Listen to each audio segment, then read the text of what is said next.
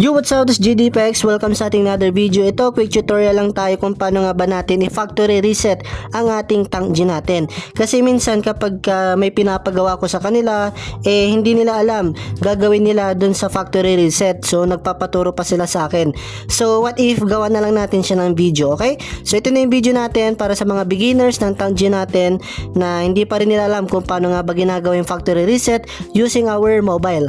Okay, but this time I'm using my tablet kasi wala akong available na yung mga cellphone, mga ganun. Okay, so first of all, we're going to open the Bluetooth of our tank G. So, paano siya i-open? Hold press nyo lang itong foot switch B and C. Ayan, hanggang sa mag-pop up yung kulay green na yan, yung nagbi-blink.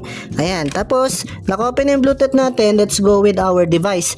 Ito, pwede to kahit hindi kailangan ng tablet, okay? Kahit cellphone, kahit iPhone pa yan, same lang yung gagawin natin dito, okay? Hindi nyo na kailangan dito itanong sa iPhone naman, sa ganito kanya.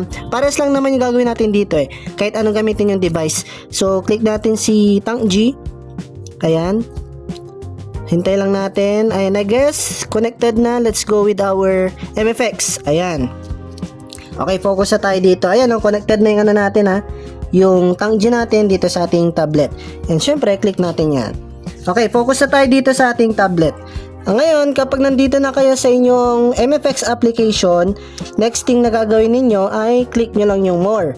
Okay, tapos dito sa pinakababa, itong factory restore, bubungad sa inyo ito. Ngayon, you have two choices.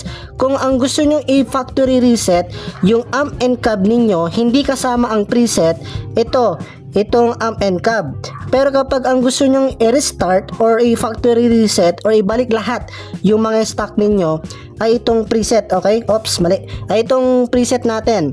Okay, kapag preset, ang gusto nyong i-restore or i-factory reset, ito, preset ang pipiliin. Kapag amp and cab, ito po ang pipiliin ninyo, okay? Amp and cab. Pero it's your choice if AM3 ba yan or AM4. Nakadepende na yun sa inyo kung ano yung pipiliin nyo sa kanilang dalawa. But since finally, itong tank G natin ay, ito share ko din sa inyo.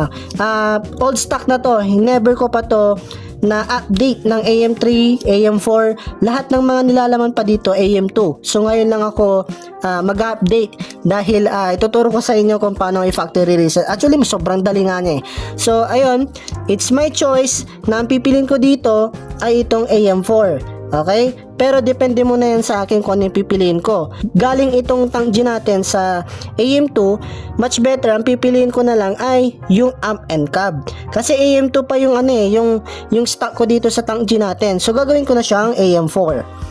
Ayan. Tapos hintay mo lang na, ayan, matapos. Yung natin, yung erasing data, yung mga loading na yan, hintay mo lang yung matapos. Okay, wag mong i-exit yung application. Hintay mo lang siya na matapos yung pagre-restore ng inyong tank G ninyo. Okay, huwag nyo i-exit yung application baka kasi may tendency or possibility na magkaroon ng problema kapag in-exit nyo yan during the process. Okay, mabilis lang naman yan, walang yan, mga 5 minutes, mga ganon.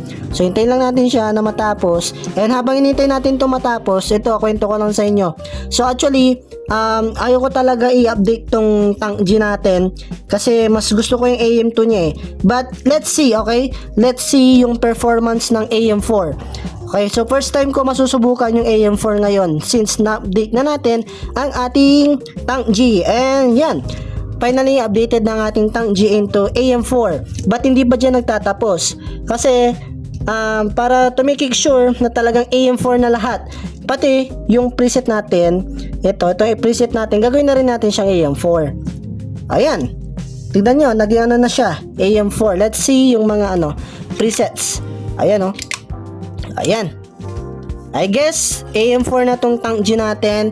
And ganun lang kadali kung paano mag factory reset sa ating tank G. Kahit sa black box ganun din kahit sa MK300, MK20, lahat ng mga M-Wave multiplex, same lang yung process, same lang yung step kung paano mag factory reset. Okay, depende na yan sa inyo kung ano yung ipa-factory reset niyo. It's either yung amp or cab or it's either yung presets ninyo. Okay, nakadepende na yan sa inyo. And ito pala, sa mga tank G users natin, abangan nyo dahil AM4 na yung gagawin natin preset. Okay? So again, this is GDPEX and keep rock on. Let's go!